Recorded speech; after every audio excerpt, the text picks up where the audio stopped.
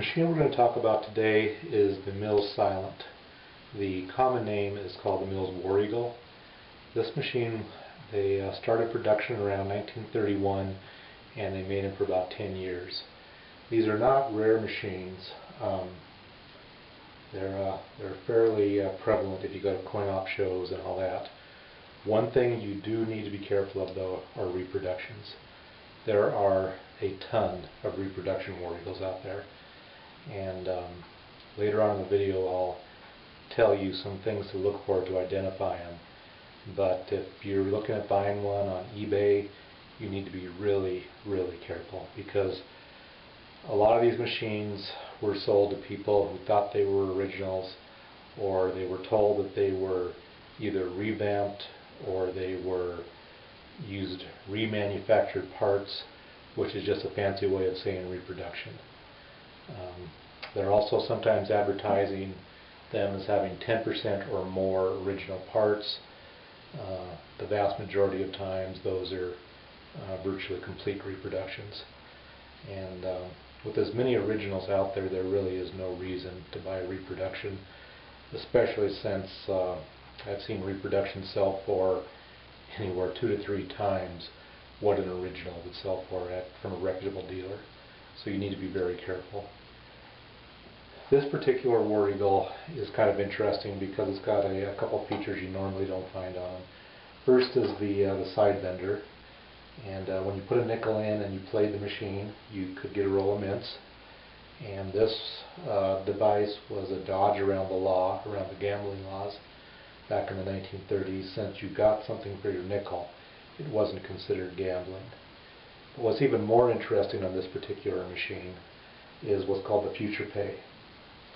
And what this device did is, when you actually hit a winner, so for example if you hit 3 plums, that would pay 14 nickels. But when you actually hit it, nothing would come out of the down of the coin tray. Instead, the indicator would say 14, and then when you played your next nickel, it would pay out the 14 winning coins. And the idea was that how can it be possibly gambling, since you always knew what was going to come out on the next play, which was true. For example, right now it says 0, so I know for a fact that no matter what I hit, 0 coins are going to come out in the tray. I don't know what's going to happen 2 pulls from now, but 1 pull from now I know for a fact nothing's going to come out. But if you do hit a winner, what actually happens is the coins do dump, but they're caught by a slide, and then when you play it the next time, that slide moves out of position and allows the coins to dump into the coin tray. So it's a pretty interesting device. Very few War Eagles are found that have this device on them. I've been collecting slot machines for well over 20 years, and I've only seen a couple examples with the future pay on a War Eagle. But I don't go to all the shows, but I have gone to quite a few shows, and you just don't see it very often. Getting back to the reproduction issue, the easiest way to identify a reproduction is just look at the machine. If the machine looks brand new, it probably is. But a couple telltale signs of reproduction: look at the award card. If it pays on a single cherry, odds are it's a reproduction. Most of the reproduction machines are using mechanisms that pay on a single cherry. The original War Eagles either paid 3 coins for 2 cherries, or the very early War Eagles paid 2 coins for 2 cherries. The next thing to look at is the reel strips. War Eagles reel strips should be have a cream white background color or a buff.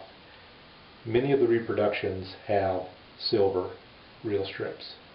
So if they have a silver reel strip, be very skeptical. Another thing to look at is the handle. All War Eagles have this style handle. Many of the reproductions have a different style handle, which is on the much later Mills high tops. The last thing to look for is the base. All original Mills bases have these 2 little nails in them. If there's no nail, then odds are it's a reproduction. But just because it does have the nails does not mean it's not a reproduction, because sometimes the people who are reproducing those will put in little tacks to fake you out. Another thing to be aware of is on the side of the machine there should be a decal that says original Mills machine. If it's got one of those decals, do not assume it's an original machine. You could buy those decals for $2. So having said that, let's go ahead and play the machine, and hopefully we can hit a winner so you can see how the future pay works. All that in the coin sheet. And sure enough, here are the 5 nickels. And we hit another winner. Now we hit 2 cherries and an orange, which pays 3. And that's what the window says is 3.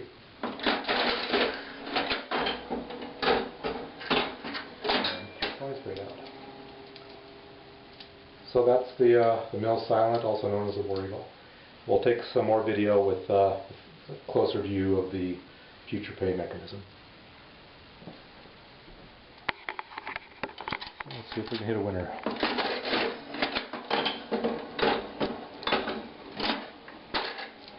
So we got 2 cherries and an orange, and that pays out 3.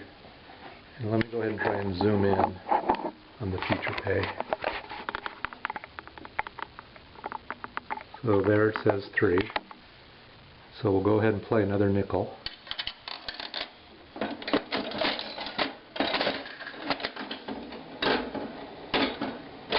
Three coins paid out. We did not hit a winning combination, and it says 0. One thing I forgot to point out is if you actually read the marquee, it says, "Warning.